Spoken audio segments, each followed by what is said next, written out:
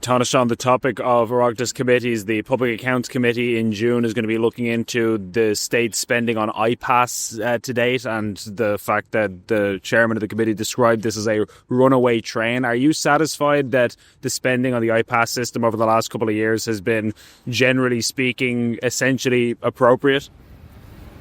It's an interesting word, Ben, because am I satisfied we're getting value for money in relation to IPAS? Absolutely not. Am I satisfied that the model is appropriate? Absolutely not.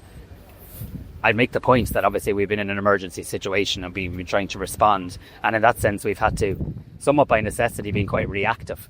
What properties are available? How can we quickly comply with our legal obligations? And that does, in my view, not achieve the best value for the Irish people in terms of value for money. It also achieves, in my view, a suboptimum approach to planning, because instead of saying, hang on a second, how are we going to meet our needs in terms of a migration system, you end up being the receiver of what properties are available. And I have very strong views, as does government, that this is a model we need to move away to. I'd like to see, for example, state-owned facilities, rather than going around the community, having to dip into communities and take facilities, including hotels. That's where we need to get to. In fairness to the Minister for Justice, there's a lot of work underway in relation to that.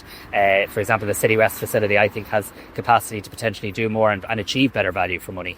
So I welcome the fact that the PAC are going to shine a light on this. It's right and proper that they should. And no area of government spending should be beyond robust check. Look, I certainly think that it's not value for money to date. I think that we've seen extraordinary levels of spending. I think that in some cases citizens are rightly entitled to ask, is that a good use of public funds, and are we getting economies of scale, as I was just talking about student accommodation, is that being achieved here, and is there consistency of approach? I think, to be honest, to date there hasn't been. I think that's something we need to improve in this government, and I think it's something my colleagues, to be fair, across the government are working on.